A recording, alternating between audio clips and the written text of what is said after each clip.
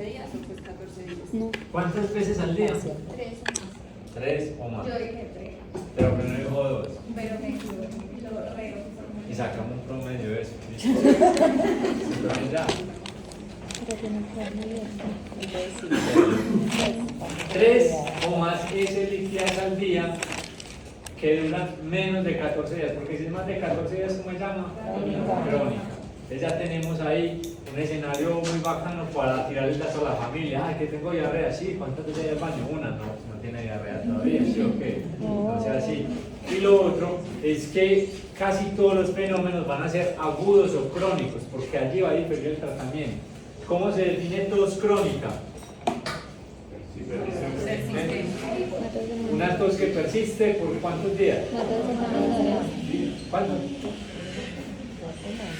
2 semanas. 14 días.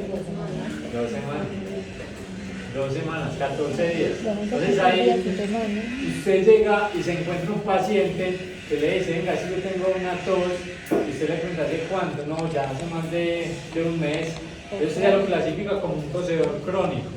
Y si esa persona adicionalmente tiene hipoxemia, desaturación, ¿usted en qué debe sospechar? En un tosedor crónico en Colombia, en Antioquia.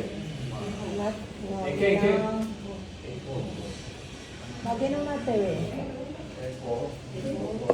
Una tuberculosis pulmonar. Si el paciente no tiene una neumopatía como enfermedad pulmonar obstructiva crónica, es muy bien por las dos, porque uno lo primero que le pregunta, venga, ¿y usted fumó? Ah, sí, yo fumé tanto tiempo y me dicen que tengo EPOC y ya ahí. Pero si la persona le dice, no, yo nunca he fumado y nada, usted puede dar en una cárcel un tiempo. Un roce, un paseo. Y no tenga tos que no se me quita, hay que sospechar tuberculosis, porque Colombia es un lugar endémico para la TBC y el tosedor crónico se le hace baciloscopio.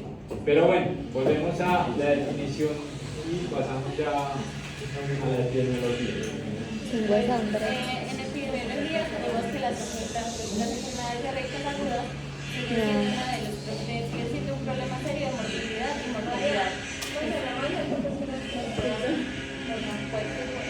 Las enfermedades diarreicas agudas siguen siendo un problema muy serio para la mortalidad y la morbilidad en los países en desarrollo.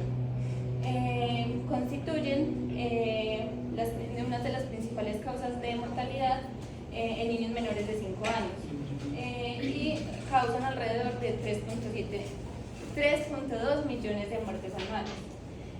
Los niños menores, o sea, la población que afecta son a niños menores de 5 años, aún así los niños menores de 2 años van a ser los más afectados. Más afectados para la mortalidad, que se estima que es entre el 80 y el 90%.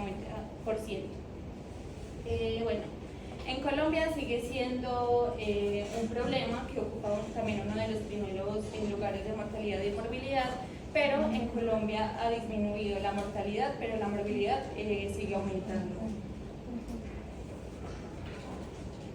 Menores de 5 años en países en desarrollo, 2 escenarios o variables claves que nos encontramos en patología general.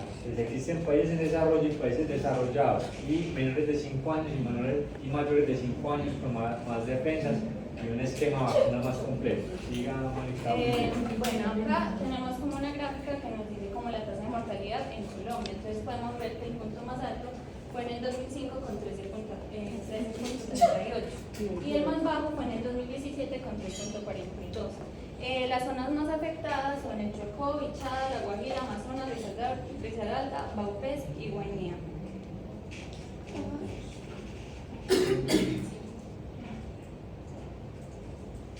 ¿Por qué consideras tú que estas son las poblaciones más afectadas en Colombia? Profesor, como por las condiciones socioeconómicas, por el manejo del agua, la higiene en general. Ya, de aquí salimos expertos. Entonces, otro término importante que no se les va a olvidar: las condiciones socioeconómicas. A mayor desarrollo socioeconómico, menor evento de enfermedades infectocontagiosas. Pero, Albedi, a mayor desarrollo económico, ¿qué tipo de enfermedades se presentan? Cardeño. Más. Enfermedades crónicas no transmisibles como el infarto del miocardio y el cáncer. Pero bien, bueno. Bueno, en la fisiopatología vamos a tener que el intestino tiene unos mecanismos que van a maximizar la absorción y la secreción. Normalmente en el intestino entran de 8 a 9 litros de agua diarios y en las heces salen de 100 a 200 mililitros. Lo que pasa con la diarrea es que estos mecanismos van a dejar de funcionar adecuadamente y van a haber como alteraciones. Entonces vamos a tener 4 formas de fisiopatología de la diarrea. Tenemos la osmótica, que es la alteración en la absorción, que va a estar disminuida. Esto ocurre cuando un soluto queda en la luz intestinal y ese soluto va a quedar como un osmolito activo y va a traer agua hacia él, o sea, va a hacer que el agua salga del intestino hacia él y ahí se produce la diarrea. Un ejemplo muy bueno es el de la lactosa, que normalmente la lactosa es absorbida, pues se absorbe gracias a la enzima lactasa, como se puede ver acá normalmente. Cuando se tiene intolerancia a la lactosa es porque la enzima lactasa está disminuida o no hay. Entonces la lactosa va a quedar en la luz del intestino y va a traer agua, va a hacer que el intestino libere agua. Y de ahí se va a aumentar la motilidad del intestino y se van a diluir los iones y van a disminuir. Tenemos la diarrea secretora, que la diarrea secretora es en la que se va a dar la pérdida de agua, pues de líquido y de electrolitos juntos. Y esta es la alteración de la secreción que se va a ver aumentada y se da por secretacocos, que los secretacocos son como sustancias o algo que va a hacer que estimule esa secreción. Entonces, un ejemplo sería la Escherichia coli enterotoxigénica, que lo que va a hacer es que ella se va a pegar al enterocito por medio del pili y ahí va a liberar las toxinas, que sería el secretacoco. Esas toxinas van a buscar los receptores de la membrana para poder ingresar al citoplasma y de ahí va a hacer pues unos procesos para poder hacer que los canales iónicos salgan los electrolitos y el agua, y no puede volver a absorberse porque los cilios se van a aplanar o se van como a cortar. Entonces ahí se produce el aumento del agua, lo que produce la diarrea. Así es. ¿Pero dónde se concentra el agua ahí, María? Aquí afuera. Afuera. Exacto. Entonces el agua sale y es expulsada con todos los electrolitos. ¿Qué electrolitos, María? Sodio, potasio, cloruro, el carbonato también podría salir. Claro. Entonces, importante. Sodio, potasio, cloro y carbonato. El sodio para la neurotransmisión y para la despolarización de la célula cardíaca. El potasio para la despolarización de la célula cardíaca y los músculos en sí. El bicarbonato para mantener el equilibrio ácido-base. Ya no digo, ¿qué les va a dar? Acidosis metabólica. Entonces, ¿qué pasa con el bicarbonato ahí, María? Acidosis metabólica, el bicarbonato hídrico. ¿Por debajo de cuánto? Por debajo de 22. 22 miliequivalentes sobre litro o miliosmoles, ¿cierto? ¿Y el pH qué pasa con el pH? También disminuye. El pH por debajo de 7.35. por debajo de 7.35. Sí, claro. Pregúntale a ella que si la deja ahí.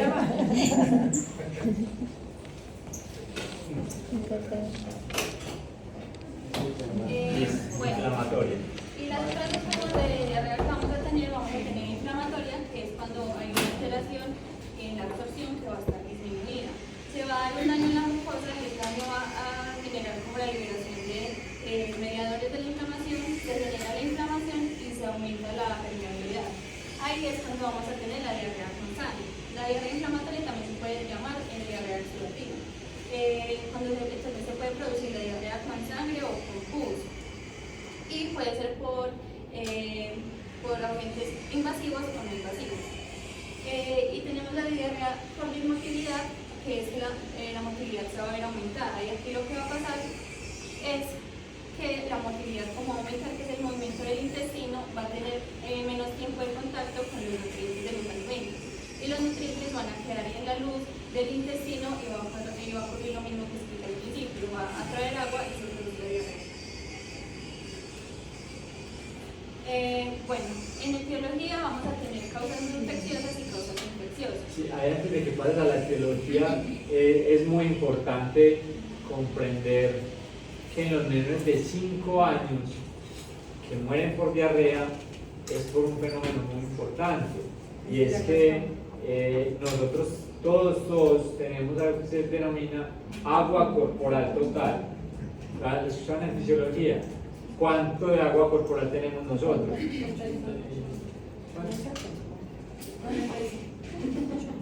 El 60% en una persona adulta, que va disminuyendo con la edad.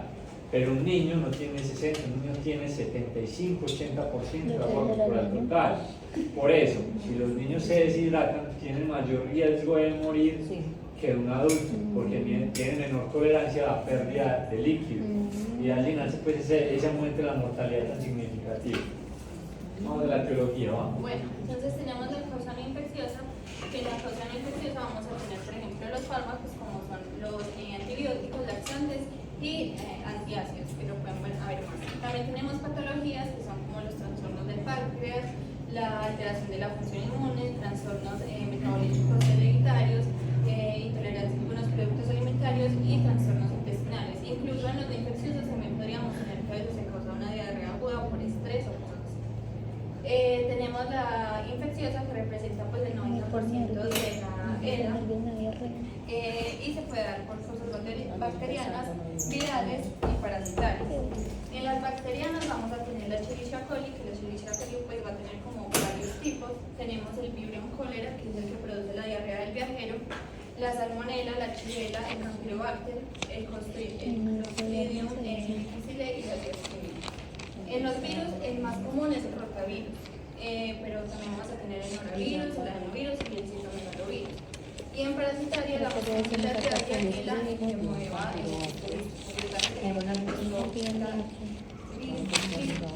el Clostridium y Isospora belli e Isospora. ¿Cómo se llama ese Camacho? ¿Campylobacter qué? ¿Pero qué? ¿Cuál es el apellido? Sí. Pero esto sí se pregunta que tiene. Como había dicho ese día. Ahora, lo encuentran también en la diarrea, listo. Tienen que tener en cuenta ahí. Y Clostridium difficile como un agente bacteriano de suma importancia, porque por eso cierran sistemas de salud, cierran instituciones de salud. Por un brote de Clostridium, llegó este paciente, este se lo puede pegar a este a este, incluso con el acrylglicerinado no quita es con lavado de manos, para que lo tengan en cuenta. Tipos de diarrea. Bueno, en tipos de diarrea tenemos el que es la cosa aguda, que la cosa aguda es como la diarrea que conocemos normalmente, que es en la que se dan deposiciones frecuentes, que suelen ser como con gran volumen, y su duración es súper limitada y es muy corta, suele durar como de 1 a 3 días. Tenemos la disentería, que es la diarrea que es con sangre o con pus, y la estatorrea, que es la diarrea como grasosa y se puede dar como por problemas de mala absorción. Por problemas de absorción. La persistente, profe, no sé, ahí en lugares decía que la que era mayor o igual a 14 días hasta 30 días. Y la crónica, la que dura más de 30 días. Eso es muy interesante porque ustedes van a encontrar mucha literatura que les va a enredar la vida. Por eso, la sugerencia mía es cuando estén exponiendo y se encuentran esos fenómenos como es que es persistente y crónica acá y es válido, pero es que eso depende de la persona que lo investigó y lo redactó.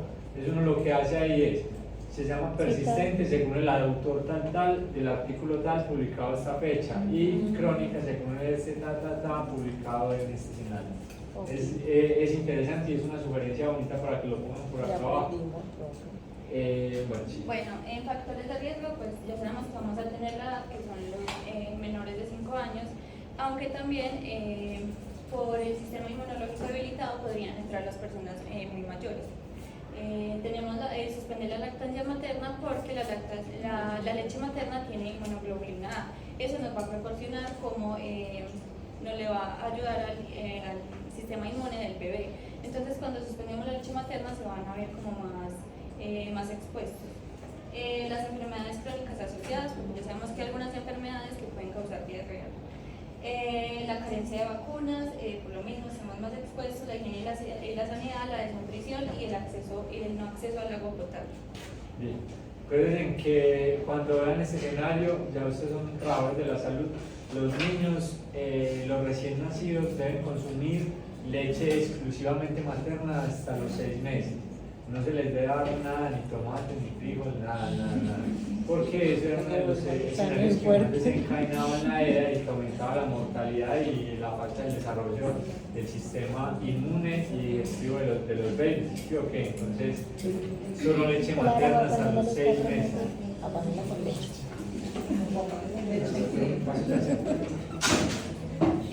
Bueno, en manifestaciones clínicas vamos a tener pues como unas muy generales y otras que se van a poder variar dependiendo de la causa. Entonces, en general vamos a tener el cólico abdominal, vamos a tener la pérdida de apetito, la dinamia que es como el decaimiento, las flatulencias, vamos a tener la necesidad de ir al baño urgente, el peritactismo intestinal aumentado, que es el movimiento del intestino. En algunos casos vamos a poder presentar deshidratación, que ya lo explico luego, también la sangre o la pus o moco en las heces, que depende pues del agente infeccioso, la fiebre también, que normalmente da en bacterianas, pues en causas bacterianas, y el vómito y las náuseas en virales.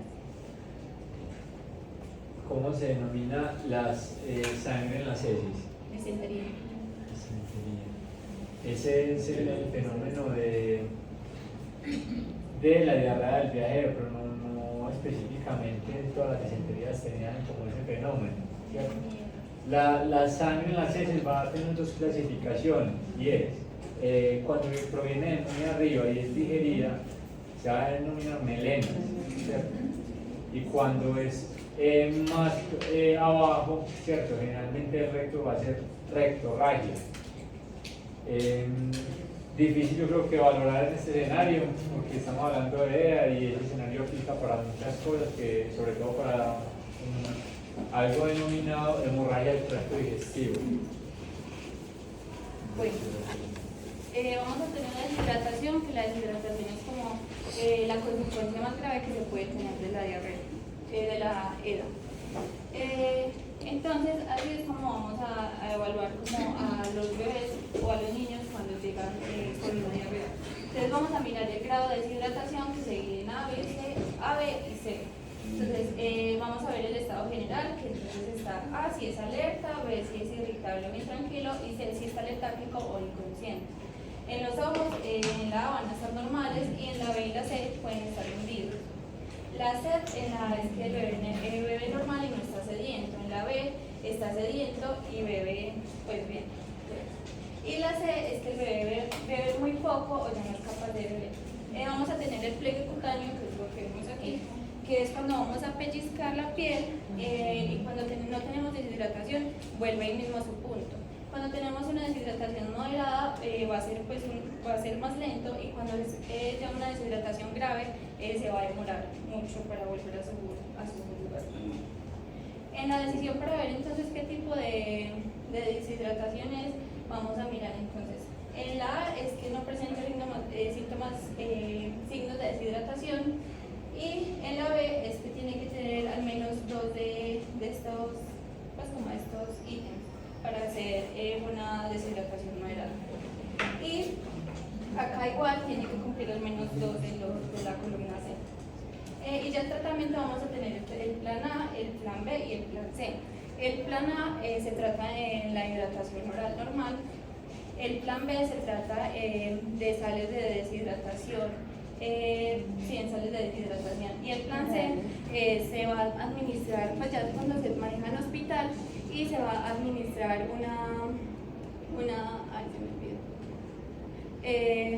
una solución fisiológica, que es como que va a reponer los electrolitos, y se pasa por vía endovenosa. Y también si el bebé pues puede beber, se le hace como la suplementación con hidratación oral, y si no puede beber se le pasa sonda nasogástrica. En la deshidratación severa vamos a ver que es muy, pues, o sea, se puede llegar a un shock hipovolémico y también se va a ver afectado pues como la respiración. ¿Por qué la respiración?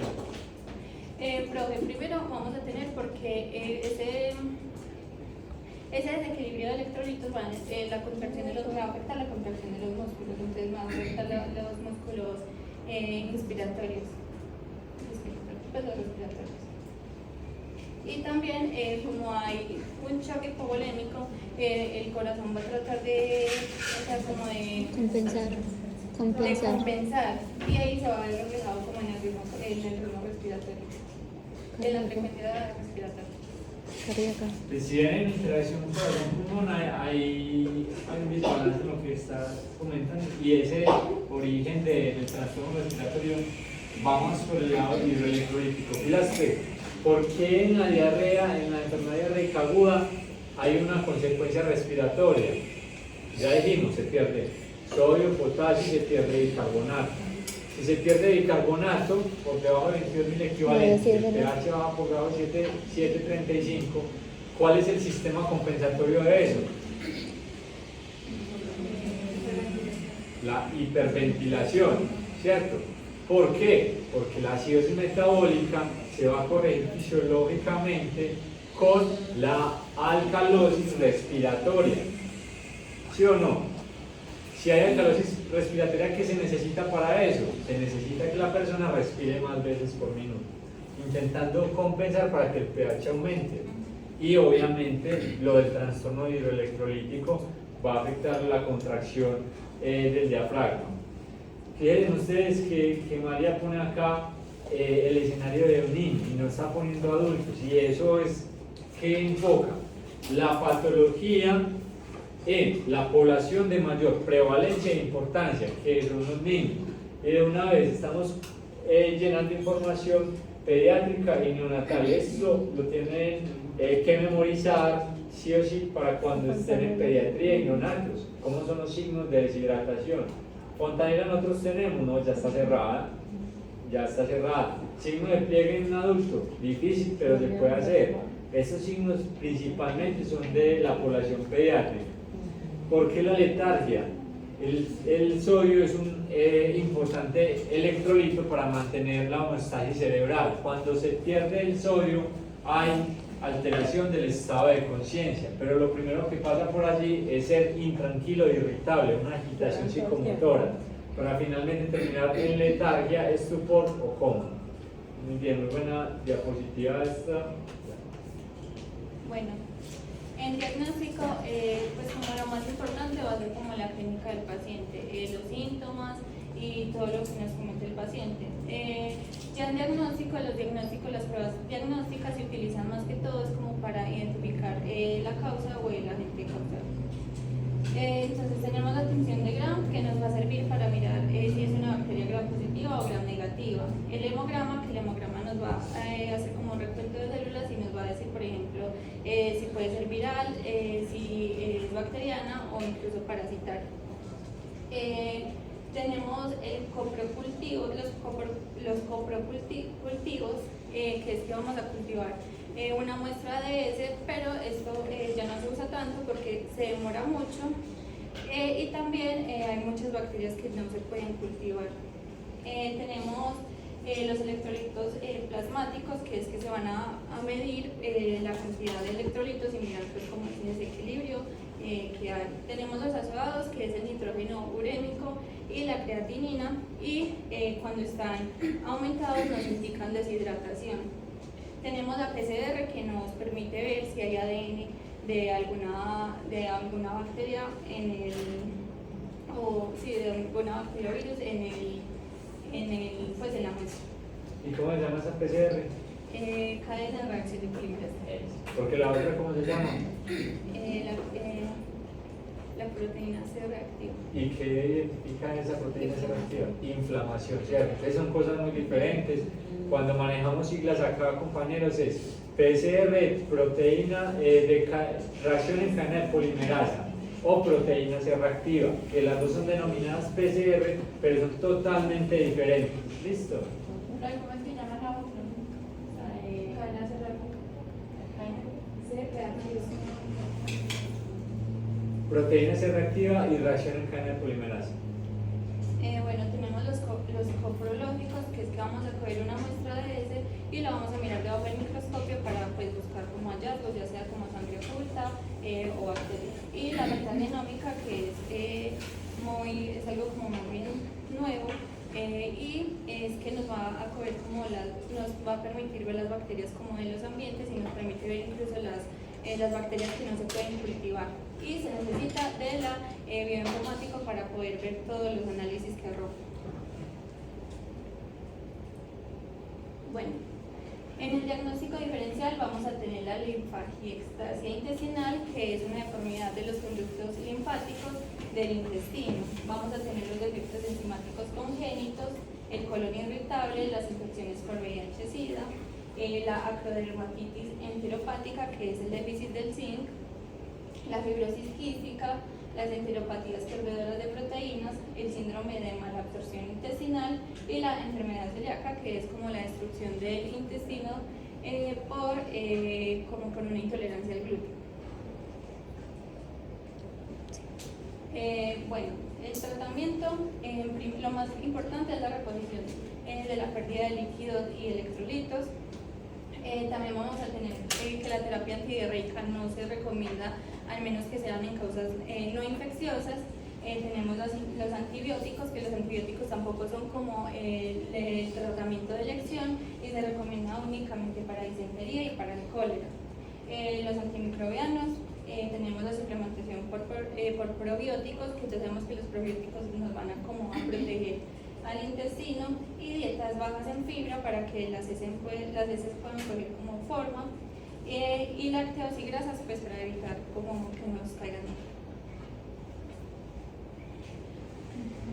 Bueno, en prevención tenemos mejorar el suministro de agua y saneamiento, la educación, la vacunación, el lavado de manos es demasiado importante, limpiar los alimentos antes de consumirlos, la dieta adecuada, el uso adecuado de medicamentos y la lactancia materna.